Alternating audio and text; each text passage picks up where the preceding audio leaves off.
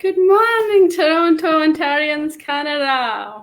Welcome to another show of Let's Talk. Myself, Ekta Wadwa, and I'm so delighted for the lovely feedback, the lovely comments, and the support I got from all of you. So let's see what we have in the agenda today. Rahul, can you please put on the agenda here? Let's have a look at the agenda. Well, I have Ontario Leader Speaks Deepak Anand. He may join a little late. And then I have Lata and Alka Salwan. Alka is an RN here in Toronto's one of the leading hospitals. We're going to be talking about COVID vaccination. Then I have Shireen, who's going to be speaking on the growing concern of domestic violence. And then Movie Manian, best practices. Now let's take up Deepak in the screen, please. Hello, Deepak. So happy to see you here. Good morning. Really good to see you. I mean, it is wonderful that you're doing this early morning. Very refreshing. Talking about the problem and finding the solution and suggesting the solution and working with the solution. Yes, of course. And firstly, I would like to introduce to my viewers because a lot of them are not from Canada. So Deepak Anand is an elected Canadian politician in the Legislative Assembly of Ontario in 2018 provincial election. His background is a chemical engineer from Punjab University in India, and then he had his MBA degree from a leading business school of Canada. Welcome to my show, Deepak. So let's talk about the problems we are facing here in lockdown too. Absolutely. Go ahead. A lot of small businesses are suffering, and basically they are complaining. They all approached me also. That's why we came here with this show. They said, why us? Why not those big ones? A lot of them are not getting benefits from the government. You go ahead now.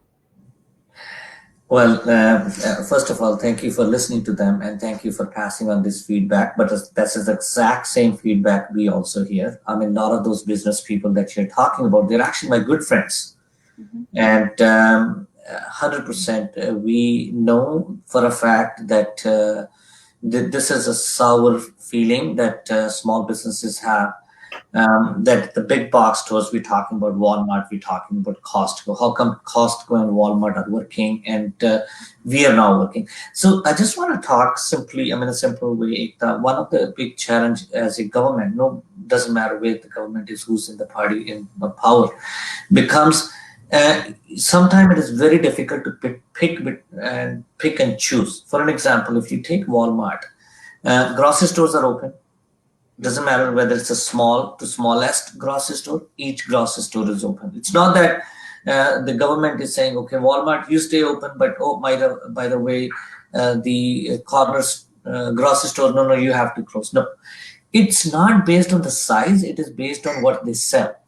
So if you look at somebody is selling any essential services, they're allowed to open. Now, the question and the concern becomes, if there is a Walmart, for an example, or a Costco, for an example, they have maybe 30,000 SKUs, like there are 10 to 20,000 things that they sell.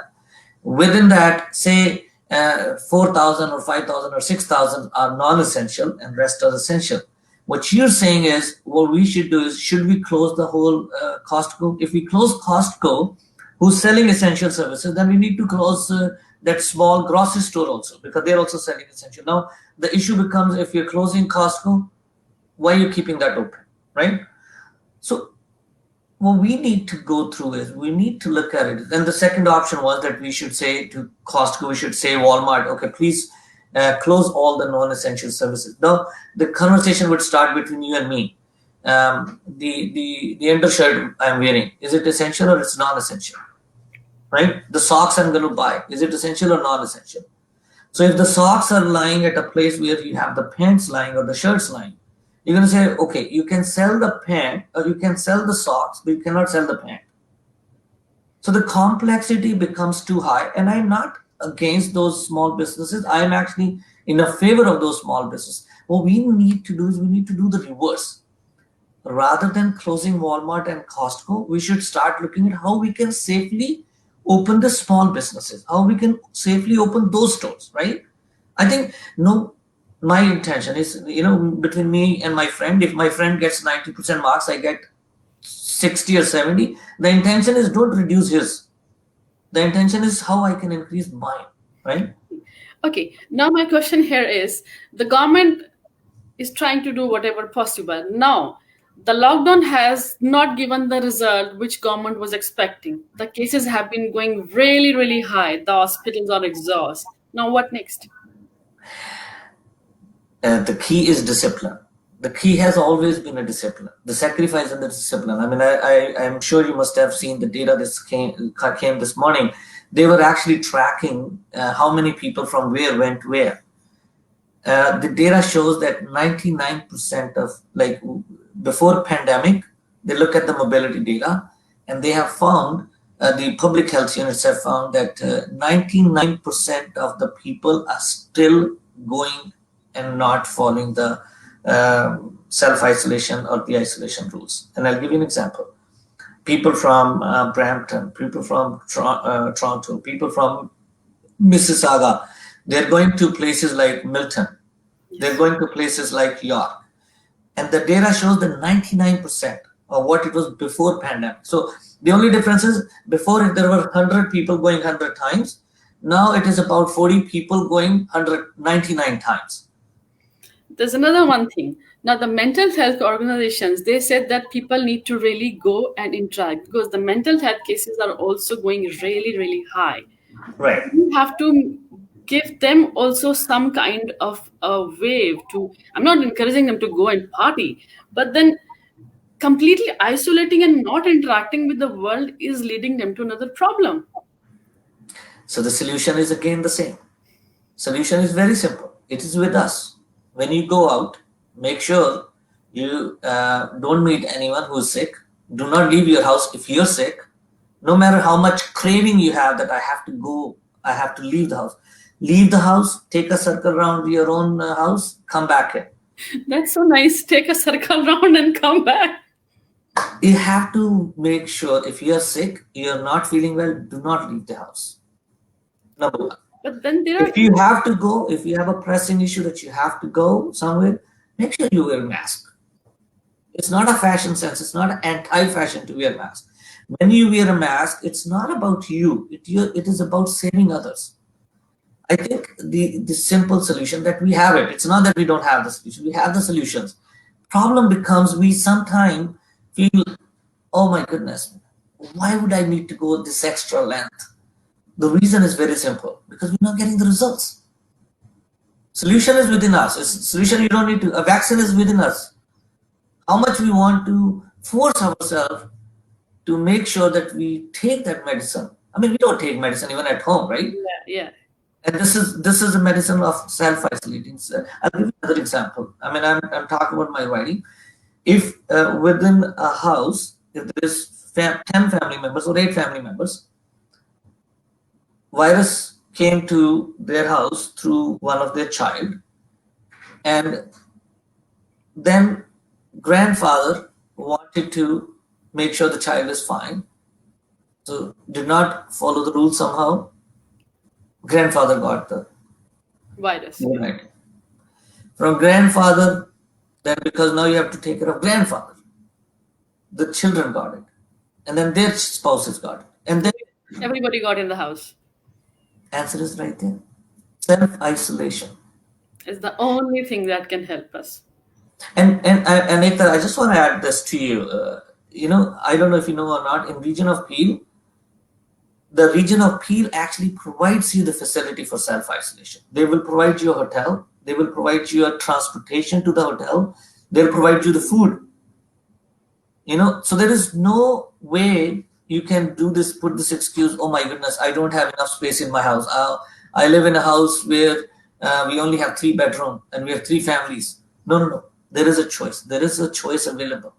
Thank you for this information, Deepak. It's a wonderful information that you've given to me, and I'll put it in all my social media that we have a space in Brampton, Peel region for self-isolation, and people who are coming from overseas, they can straight away go and make use of that facility. More than that, the people of Peel region can. I mean, the resident, the citizen, the PRs of the Peel region who live here, if they got coronavirus, talk to the Peel Health, tell them that you don't have ability to self-isolate in the house. Tell them that I want to make sure if there are 10 people in my family, I do not want this virus to spread to 9.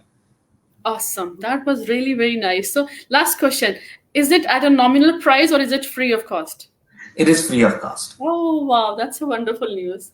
And then I'll add one more to it. I mean, at our office also, we have a program called Fueling Healthy Minds. It's not our program. We support that program. So Fueling Healthy Mind, what we do is if there is somebody who's in isolation and there is a children going to the school board, through the school board it is,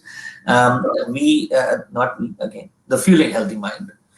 They provide breakfast to the families delivered to their home. So what they will do is, an example, every Friday they will pack the food for 5 days. It will be bread, milk, cereal, yogurt, fresh produce like apple, banana, and potatoes, things like that. I mean, it's not a fixed menu. It means most of the things. But every Friday, if you know somebody who is self-isolating, if you know there is a child at school who there is a possibility is not getting the breakfast, Fueling Healthy Mind will go and deliver that food as well. Again, free of cost, by the way. I mean, paid, yeah. That is so great. That is so nice. I'm so delighted to hear this. And one last message for the Ontarians. Do your part. I know it is difficult. We have been in the past this battle. Let's win it one more time. By the time we'll have a vaccination, we won't have to repent. You know, you said it so well, Ekta. The people, the small businesses, they're my brothers, they're my sisters, they're my family, they're my friends. I meet them every day. They're the people I am MPP today. Yes. It's our responsibility to do our part so that they also can have a better life. That's my message. And again, my office is always open, 905-696-0367. No matter, what kind of issue it is, if we cannot help ourselves, we will direct you to a place where you can get there. Awesome. Wonderful talking to you, Deepak. It was so nice of sharing all that information to my viewers. And wonderful, wonderful. Very nice of you. Thank you very, very much for joining in here, and have a good wonderful time. And I know Ritu is going to be on this show. Ritu is a great friend, and I would like to say thank you to Ritu also for connecting us. Thank you so much. Bye-bye. So that was Deepak Anand. He shared wonderful information. So let's see what we have next. I guess my other guests have also joined here. Can I have Lataji on the screen? Hi, good morning. Hello, Lata. How are you? I'm so excited to see you here. Thanks. Okay, wait a minute. Let me just introduce you to my viewers here. She is Lata. She's an investment banker by profession, but by heart, she's a great personality, great human being. She specializes in mergers and acquisitions. Wow. And she's worked in South Asia, Russia, US, and wonderful. And she advises companies on financial restructure, capital raising. Oh, that's a long way. She's got education in corporate tax, financial strategy, taxation, economics. She's an MBA from INSEAD in France. Wow. And she's involved in multiple social organizations in NGOs in UK and India. And she's doing a lot of social work for education of girl child, orphan children. And at times, she keeps on advising me and my friend Malika also how to lead different projects here in Canada and other parts of the world. I'm so delighted to have you here. And can I have my another friend, Alka, also on the screen if she's there? Hello, Hare Krishna, Alka Mataji. Hare Krishna. How are you? I am great. Okay, so Alka is a registered RN. She's a registered nurse, and she's been practicing from 2005 at one of the leading hospitals in Toronto, Trillium Hospitals. She's done her critical care certification, and she's been working in ICU from 10 years. God, if I have to anytime go to ICU, I'll only go where she is. And also, she's my devotee friend in Krishna Consciousness organization, ISKCON. Okay, let's have the video on the COVID vaccination. New potential COVID-19 vaccine has been announced. The jab is said to be 94.5% effective and is being produced in the United States by the biotech firm. A vaccine is the world's best hope of overcoming the COVID-19 pandemic. More than 20 vaccines are in development globally. But as scientists move closer to success, Possible breakthrough in the development of a coronavirus vaccine. there's a problem.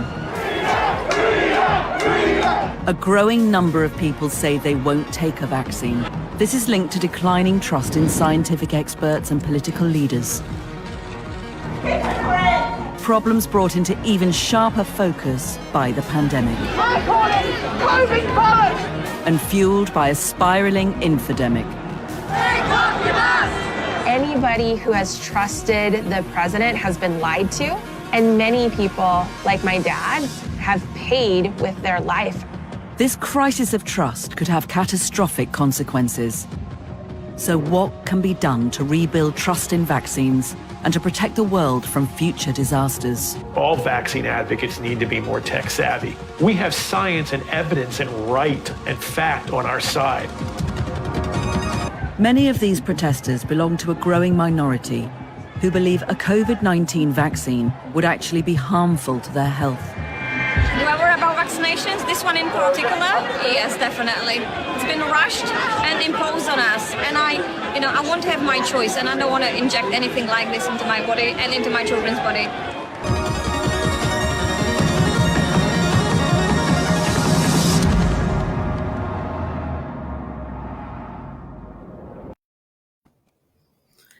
So here we have the vaccination, and now a lot of stories and issues have come up with that. Till the time we didn't have vaccination, we were all dying to have vaccination, as that's the only resort we have. So Lataji, what's your opinion? You already have Pfizer in UK, and a lot of stories are coming up from there. Let's hear your point of view on this. Thanks, Ekta. The development normally does take 10-15 years for a vaccine. The COVID vaccine is rushed. It's less than a year. It's probably 6-8 months since beginning. But if you look at what the scientists are saying, the protein in a COVID vaccine is just one compared to, let's say, malaria, which has 4,000 proteins which need to be dealt with if you want to vaccinate. And malaria, even after all these years, has a 35% chance of success if you get vaccinated. Whereas COVID is now at 95, which is really good.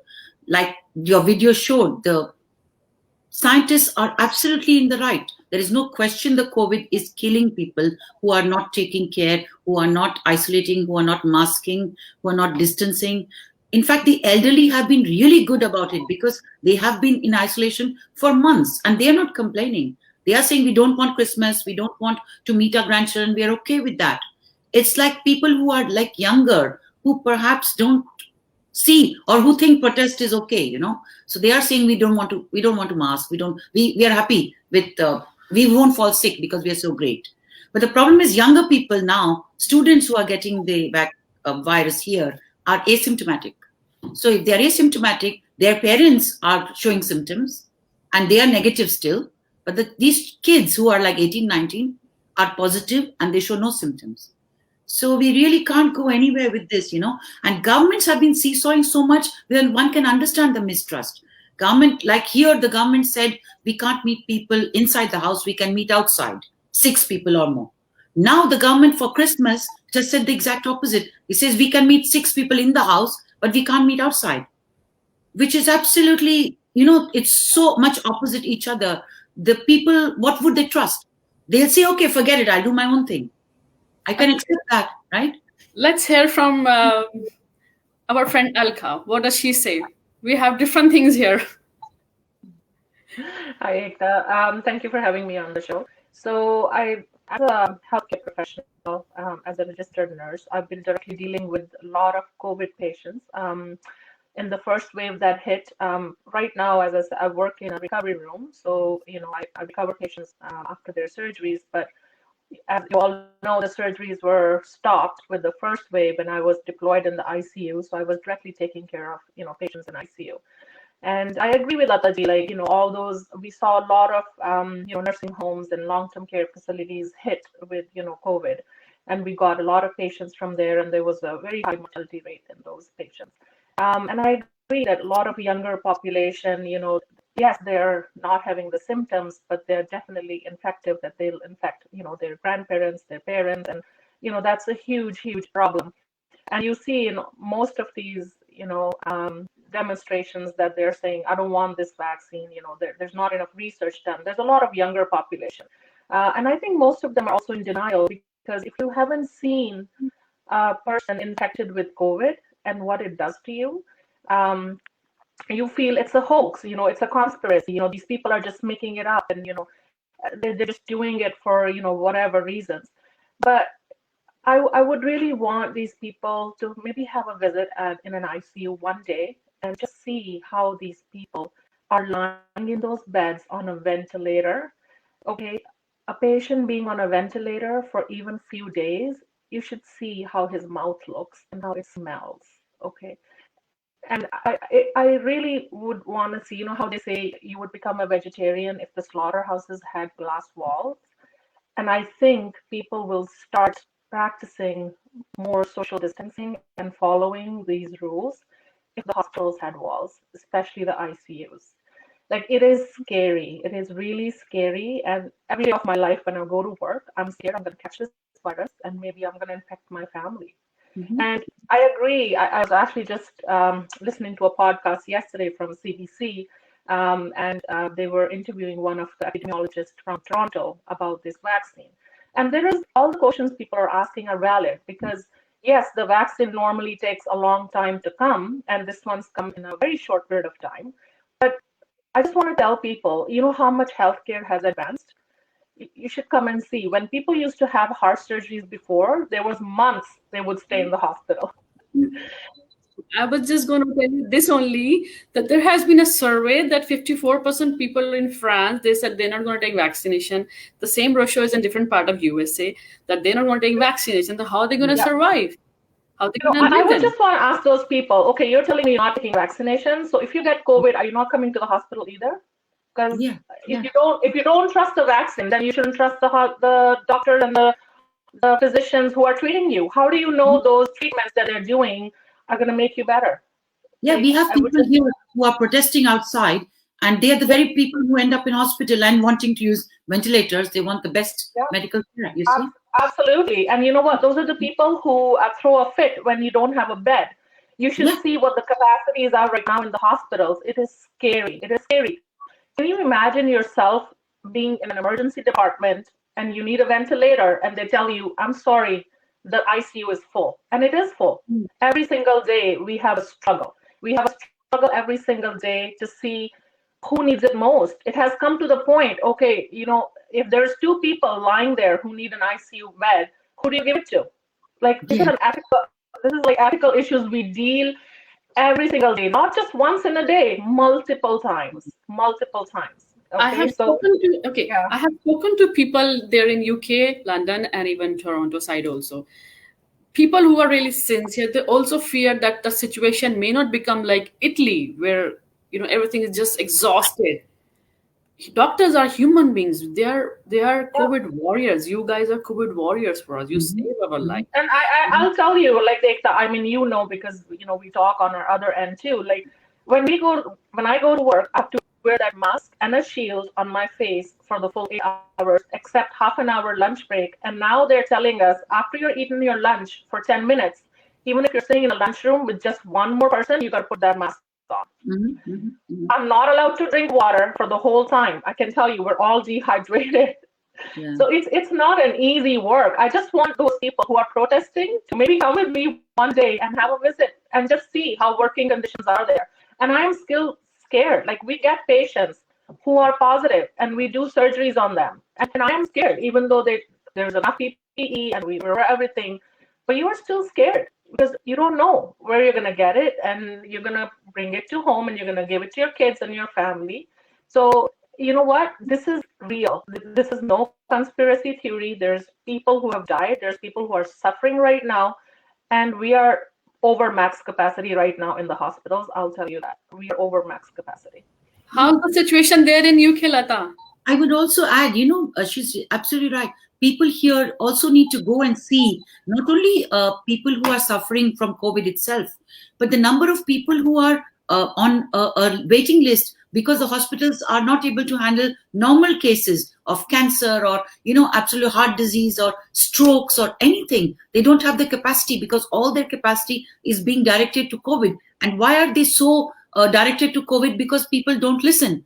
They don't distance, they don't mask, they still have parties. They do everything the way they want to do. And then they are they come to the hospitals, they're dying, people contract this disease, and the whole resource is being directed to them. The whole hospital structure here in London particularly, just stopped everything else. They stopped seeing anybody except if it was COVID. I had COVID in March. I recovered from it. Luckily, I didn't have to go to hospital. But July, I had an emergency. Blood pressure shot up. I was off in an ambulance. Now, and I go to hospital. I'm the only one there. Only COVID cases are allowed. So imagine what happens to people who have broken their leg or who have open heart surgery or who are suffering from, I don't know, cancer, which early intervention can cure perfectly well. And we know that.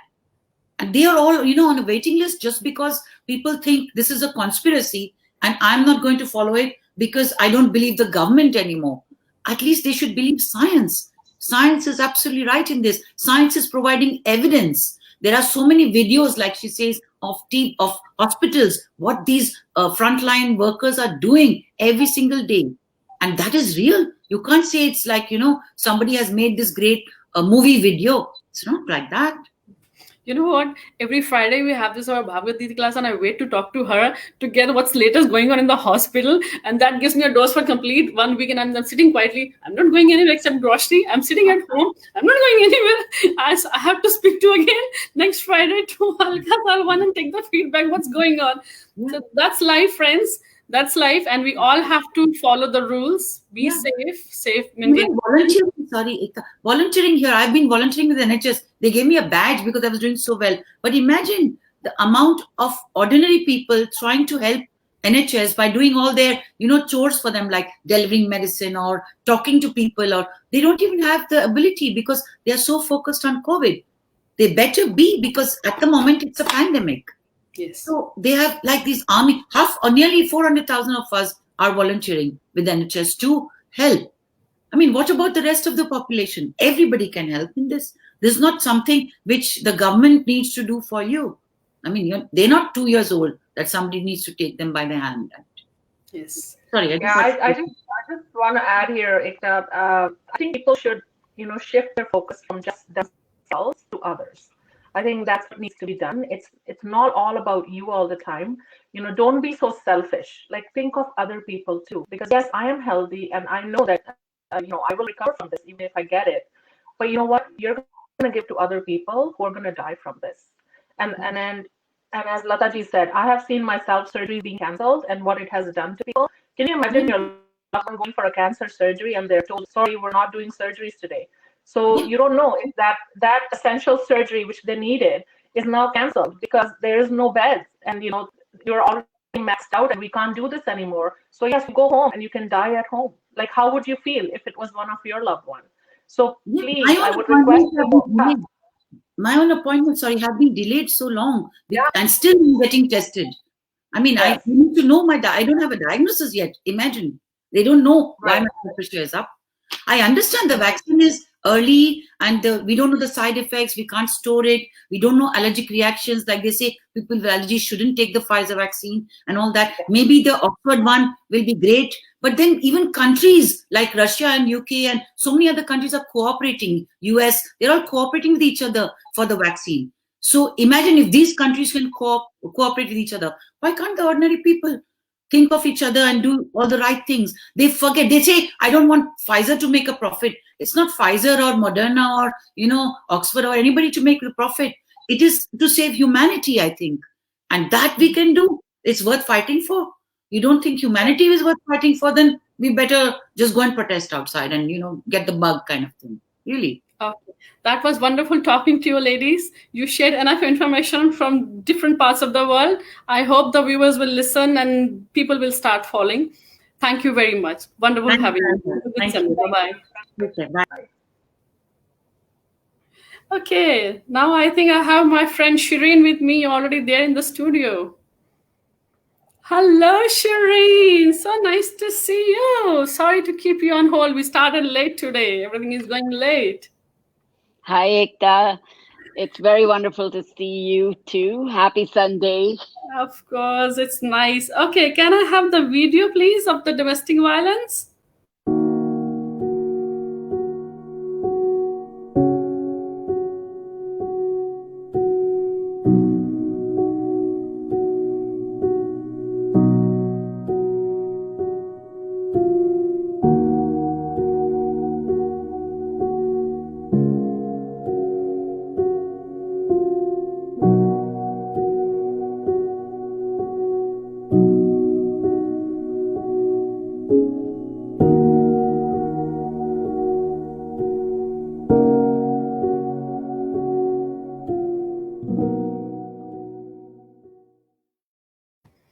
Okay, before I start, I want to introduce Shirin to my viewers here. She's a 3 times best-selling award-winning author, international inspirational speaker, a women's empowerment coach, proud mom of 4 children. She's committed to helping women find the strength and after braving immigration to Canada and surviving thyroid cancer. I'm so sorry to hear that, but I'm glad you survived and you're doing well. She immigrated to Canada and she understands adversity despite the lemons that life handed her. She dug deep and found resilience. Today, she empowers other women to become their own North Star. That is wonderful. So delighted to have you on my show, Shirin. You are an awesome human being, a supporter to all the women around here. What's your say on this domestic violence thing? And also, she just finished her 16-day non-stop program series on Say No to Domestic Violence, Stop Domestic Violence. So what's your take on this, Shirin? Why did you start this? Well, I thank you, first of all, for having me speak here today. I have a personal story relating to, I wouldn't call it violence, but to abuse. And I'm passionate about helping other women who go through what I've been through. And it's a terrible space to be in. That's my why. That's why my heart beats for women who are going through challenges of abuse at home. That's the main reason, pandemic or lockdown or no lockdown, women should not be abused. That's the main reason, because women's rights are human rights, and when women are abused, that means there is someone out there who is not treating the woman as a human being. So that's one reason. And now, with the pandemic and the lockdown, there's been a huge number of cases that are showing up in terms of abuse and violence, domestic abuse and violence, and the shelters are full. I have to highlight here, even UN has raised concern on the growing number of domestic violence, which has really crossed all the data and ratios and, the levels till date since humankind. And so this time during the pandemic, it has really reached the bar high. Right.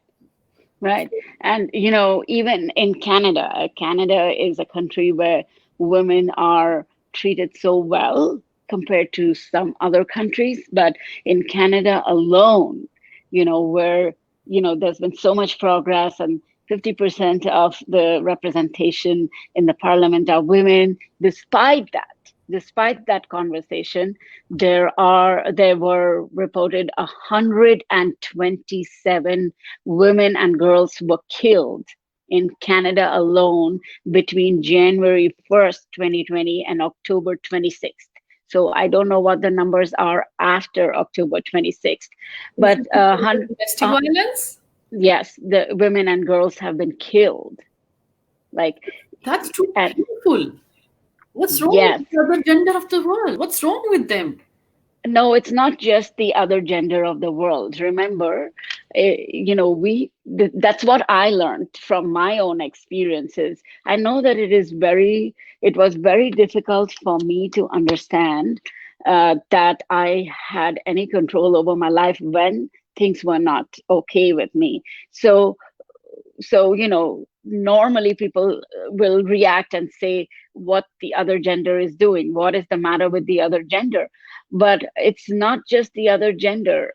If I don't stand up for myself, then I am communicating to the other gender that I'm okay with what you're doing, or I deserve this, and a lot of women justify what the other gender is doing. A lot of women feel, oh, it was my fault, it was my mistake. And then how does that come into being? Why do these women think that it is their fault and it's their mistake? Because a lot of them have been raised that way by women, by the same gender, who make you wrong because they themselves have low self-worth. The whole idea of being a woman to them means they are less than a man. The man is up here and the woman is down here, and that's a cultural thing. In many cultures, the men are, Right. I have to tell you here, even in certain Asian countries, I see women are always being taught and always been subjected to, oh, you're gonna bear this, you're gonna be bearing all that because you're a woman. They have been treated, they have been raised like this. Right. That, oh, he's a boy, that's a man, you got to listen. So what, even if you give you beatings, that's okay, that's a part of life. I think this needs to change. Right. And then it's not just that, so what if he gave you a beating? It's a part of life. It is accepted when the beating or the violence is coming from a man, because a man is supposed to be less emotional, less sensitive according to certain specific cultures. And they're supposed to be the tough ones. So they're supposed to feel less. They're supposed to emote less, show less sympathy, show less empathy. There's a lot of entitlement, that, oh, I'm a man, so yeah, I can do whatever. That's the way a man is raised, and the woman is raised just in the opposite way, that I have no dignity. I'm a woman. There's something wrong with me. I was born as a woman. I did something wrong to be. I have to stop you here. But then, even in developed countries, right, they also have shown a huge rise in domestic violence during COVID. Right. So right. Leave the cultural thing back. No, but I have something to say, because if you look at the countries that are progressive, a lot of them have a population of, look at the demography, there are a lot of immigrants. Yes. And so these immigrants, when they come in, I had another lady, she's a legal service worker on day 8 of my 16 days of activism event, and she was sharing, and she said that it's the immigrant people who are coming in with that culture, because they don't know any better. They know what they know, and a lot of them are not necessarily abusing, intending to abuse. A lot of them don't even understand it is abuse. They think, okay, that's the natural way of being, because they've seen their father do that. They've seen their mother put up with it. They've seen their grandmother put up with it. They've seen their grandfather do that. That's a normal way of being for a lot of people. So, so I think that is the reason. And, where the large population is full of immigrants, it doesn't matter which country you're in. The same thing shows up. The same pattern shows up. Yes. And, what can be done is the most important thing. I can't really, because depending on what's the mindset of the person being abused, where they are at, have they reached breaking point? Is it enough for them? Because there's always this, psychology of a person being abused. After the abuse, the person abusing will say, I'm sorry, I apologize, and I will not do it again. And then there's a brief spell of that honeymoon phase where they're being very nice to you and they're trying. So then the woman who's being abused thinks, all right, the ever forgiving woman, she will be like, all right, let's give him another chance. Maybe he won't do it again, because naturally a woman likes to keep the family together. Naturally, they don't want to, split up the family. Naturally, they don't want to send their partners to jail. Naturally, they don't want to do anything drastic like that. They're the loving, giving keepers. And I'm talking about most women. Not all women are like that. There are exceptions to that too.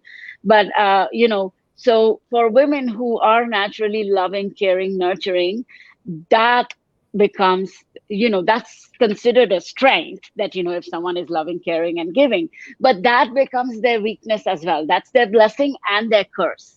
And that's how my life was, my loving. What do you tell the viewers here? Because we're running short of time. We started everything. Right. What do you tell the viewers here? What should the female do? when they. So it doesn't make sense to be loving and nurturing and depleting and destroying yourself at that cost. It doesn't make sense to deplete and destroy yourself and love someone else. So you need to refill the cup of love in your own self. And so the most important thing is to start loving yourself and giving yourself the respect and dignity that you command from other people around you. And so it starts with you. And what I would say is that they should take small steps, baby steps every day to make themselves feel good and worthy, and work on their mindset. So once their mindset is clear, they will know what to do after. Wow, that makes sense. They will know whether they want to stay in the relationship, and if it stays, what boundaries. If they stay, what boundaries to put, and if they don't want to stay in the relationship, then to reach out to people and create a structure of how to make that exit. Awesome, very well said. Very well said. Thank you. Okay, thank you. Let's have the next part of our conversation, movie mania. Okay. So, she's such a moron. You're a big fat bully. Oh my God, get over it. People have this misconception about us that we have these oh so glamorous lives, but that's not really true. Our lives can be quite mundane. Of course we go shopping in a Rolls Royce. Any other mode of transportation? I don't know. My phone kept buzzing. What the hell is with that? I mean... Stupid cow. I occasionally DM Kim Kardashian. I don't say anything, I send pictures. I'm not a stalker, but I do like to check out my Juhu neighborhood. I mean, you guys will thank me. I keep on getting the one-off offer to come back into movies. I cannot sleep alone. My biggest fear is fear of ghosts. I don't know. I just don't know how to react to that. Seema, she gets my goat sometimes. You know what? I don't want to get involved. Obviously, that's not enough. Of course, it's an answer. She's taken a lot of pot shots at me. This is insane. They've been my friends for 25 odd years.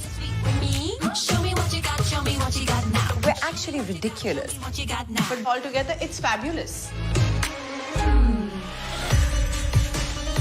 ये कौन है? Je m'appelle Neelam.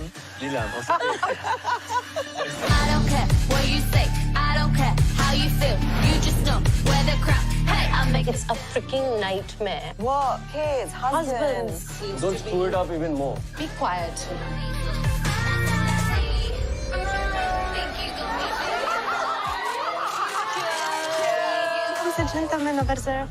Oh my god. Oh my god. Listen, he's stalking me. He's following us. I think it's a little scary. Oh my god.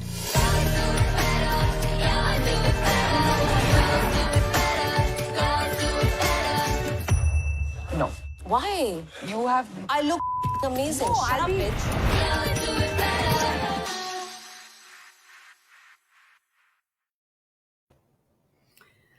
So that's here. We have this wonderful series. What do you say about it? Did you see? What do you think about it? Well, I watched a couple, I think maybe 2 or 3 episodes of it. I haven't finished it, but curiosity made me, I normally don't have time to watch TVs and shows. And, I picked this up because thinking that we're talking so serious about domestic violence and women being subjected to all kind of cruelty and atrocities. Let's pick up something where women can show their other side and, how they enjoy life, right. glamour Right. and everything. Right. So I see a lot of critics going on, people not giving that great review. So I thought I'll ask you, come on now, what is your Right.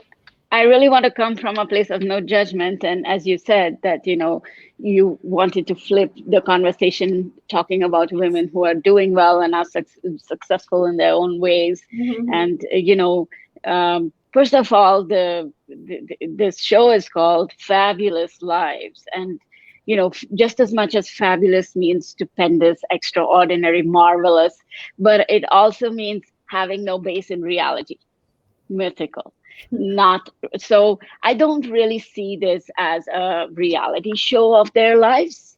I mean, their faces are always painted. They're always, it was more of a performance. That's how I see it. And I don't really know what was the intention of putting this show together, like any kind of work, like this is like film is a kind of art. So there's always a why behind every piece of work that people create. So I don't really know. I'm just trying to figure it out. And, pardon me if I sound too critical, but I kind of feel like, Karan Johar is trying to establish that he hangs out with the not so successful people as well, and that there is no nepotism, and that there is, no bullying in the industry. Maybe that's what, and that the big shots are friends with the people who have been average in the industry, and so everything is all good and smooth sailing. Maybe it's just to simmer down the ruckus that was created as a result of Sushant Singh's suicide, or whatever you may call it. And there's a lot, like there's some things that are cringeworthy. I mean, even the episode of when they go cleaning the beach, I'm questioning myself as I watch it, because one of them, Mahip, just announces, "Hey, I've signed you up for this." But I don't feel the hearts of all these people, these women who have gone to clean, because they were like, "Why do I have to get up at 6 a.m? Like, if you had to get up for a shoot, seriously, if you had to get up for a film shoot where you're going to be paid, you wouldn't say, "Why do I get up at 6 a.m?" Right? So where's your heart? Your heart is not there. Why are you doing this? Is it an in thing? Is it an in thing for you to, let's clean the environment? Please don't insult people who care about the environment. This is not, be honest, like, okay, I don't care about the environment. I am in my own bubble. And this is what my life looks like. So I found that very ridiculous, and I feel like it was quite an insult. I didn't feel that their hearts were in their place. It was, when they meet up, it's the usual gossip. It's the usual copying the Western world, emulating the Western lifestyle, the dresses, the clothes, and the language. I mean, to this day, those who, I don't know, I feel like anybody who swears, and this is no judgment again, but maybe you need to build your vocabulary to express yourself. That's right. That's true. You can't substitute everything with an F word. And when you say an F word, make sure you mean it. That's my take on language. I find the language was atrocious for a mother to speak like that, and her kids watching. I'm loving your take on this. I'm absolutely enjoying how you are criticizing them. It is so, but at the end of it, at the end of it, they're very happy in their own lives, and they'll be like, to heck with the rest of the world, and that's okay. That is their world. At the end of it, are they fulfilled? Are they happy? Some people are happy in the material world, like they want this brand, and they live head to toe dressed in brands, and there's nothing wrong with that. Everyone has a way of living their life, but this is not something palatable for me. Yes, there are certain comforts and luxuries that come with the work you've done in your life, and now you're a celebrity and a star, and why not? Like, you're enjoying it, but to make an ugly display of it, I feel that's not something that I can digest. All right, that was awesome review by you, Shireen. We'll keep in touch, and I may invite you again in future for some of the other movies. That was wonderful having you on my show. Wonderful talking to you, sharing your opinions, and listening to you, what all you have to say to the world. I wish you all the best for everything that you do, and just kindly keep on doing your supportive work for the women around here. Thank you.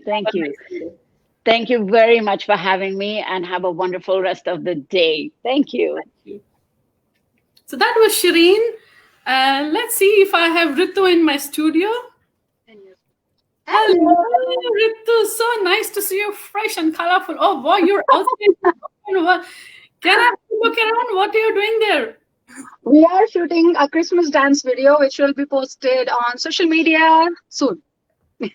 Wow. So let's have her one of the dance performances. Rahul, if you can play.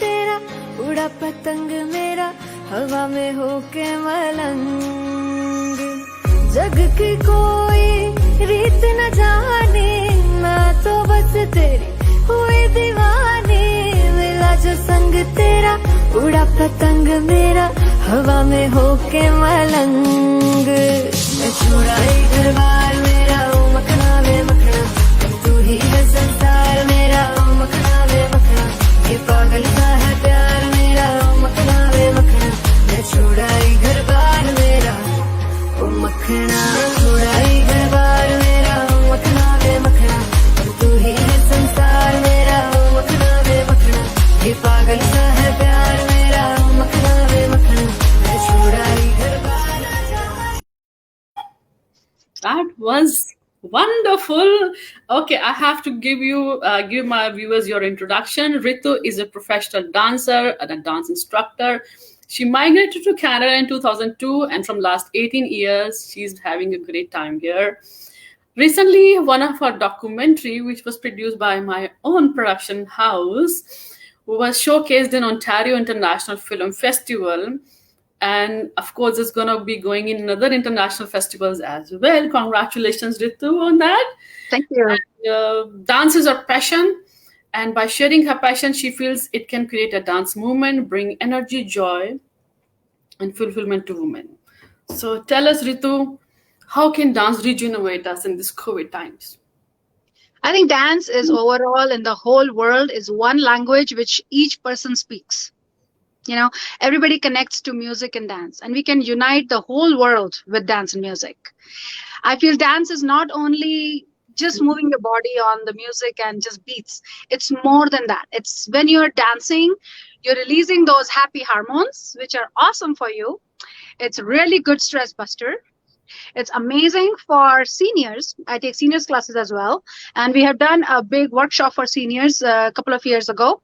I did the whole research, how it's really good for amnesia and old people. They need to do some dance and music, especially following like a format, a choreography kind of style. So you know how people do like a lot of salsa, line dancing, and learning a piece of choreography and kind of memorizing the steps. That really helps in your brain muscles. So dance is just everything, and it connects mind, body, and soul together. Because when you're dancing, you're fantastic, Ritu. I just love your definition on this. The way you're explaining with so much of excitement and zest, I feel like dancing myself. So you have been dancing since the very beginning, or it's just in Canada you started, or you felt the need of doing it? How did you dancing? So dancing has been part of my life ever since I'm a kid. I love dancing always. You know, back home in India, you dance at weddings, parties. So once the music used to be on, I was on the dance floor, the first person and the last person to leave the floor. My cousin said when I was leaving for Canada, you know, we're going to miss you on the dance floor. But eventually it kind of got out of my life, because once you come to Canada, you know, it took me time to adjust with the culture, the time, the lifestyle. The last 5 years, I have been totally into dancing now, because I got laid off from the company I was working for. And then I thought, you know what, why not follow my passion for dance? And I thought, let's teach what I know and share what is my passion. And so past 5 years has been my full-time career and passion and hobby. You can call anything. Just love it. So this is your livelihood, dance? Oh, fantastic. I didn't know this. That is wonderful. I'm going to join your classes myself then. I help small businesses. You're an entrepreneur, Ritu. Wonderful knowing this. Do you have a team here who want to share something? You said you want to bring your other dancers as well. Sure. So we were shooting a little dance video today, and I just asked them, you know, you should share what you're feeling about dance, like how it's been helping you throughout the COVID. So I'm going to bring on Manpreet now, and let's see what she has to share. Okay. Hello. Hi. I'm Manpreet. Good to see you here. How's the weather outside?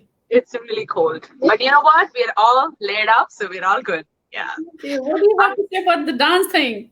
So dance, I met Ritu a couple of years ago, and it's been a journey of its own. For me, personally, dance means expression.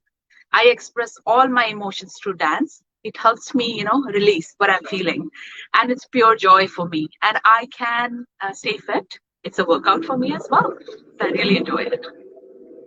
So dance gives you happiness, it releases your toxins, it regenerates you, it brings excitement in you, you express yourself beautifully, and it's the only language the whole world understands. Wonderful, ladies. It was wonderful to have you on the screen here. I have one more lady here. I have two more actually. Oh, yeah, sure, please, give me one. So, Samira here. Hi, everyone. Here. I just want to say something quick and short and sweet. In these difficult times, I honestly feel dance is the true form of being, cheerful, being happy, and having a spiritual connection. The small things that make you cry, take you away, from being strong. Dance truly connects you with your true spirit. So everybody smile and dance in a little way you can. You don't have to be a professional dancer. That's true form of happiness for me. Thank you. Wonderful. Very well said. I have Angelina here. Okay, great. Hello, Angelina. Hi, how are you? I'm great. Thank you so much. What is your take on dance? What do you think? The very, very most important thing that has helped me during this pandemic and COVID times is dance really helps up to, bring up the confidence and boost your self-esteem. Being me, myself, a business owner, having a tough time with this lockdowns, Ritu has helped me up with going on with this Zoom meetings and dance forms that we have been doing collectively for a short time, has really, really helped me up to get off that the depression, the stress that I've been into this time. Dance definitely helps to get all of that, actually. Very well said. Thank you so much, Ritu. That was wonderful talking to you all. Enjoy the lovely weather and the cold weather in Canada. And it was wonderful talking to all your beautiful dancing partners. You guys have a wonderful dancing journey, and we'll connect soon. I'm gonna take classes from you. It was wonderful knowing you. Thank you so much, Ekta, and we just want to wish you Merry Christmas and Happy Holidays. Thank you so much. Take a wonderful day. All right, viewers, this was the agenda for the day. We all had a wonderful discussion talking to the MPP here, and the COVID vaccination discussion, then the domestic violence, movie mania, and now the best practices, how to keep yourself fit, happy, cheerful in this sad COVID times. This shall also pass away. That's what I have to say to everyone. So everyone stay happy, stay safe, keep on sending your comments and views, and please update me how to improve more and who all should I bring in my program next week. Thank you so much. Have a wonderful day. Bye-bye.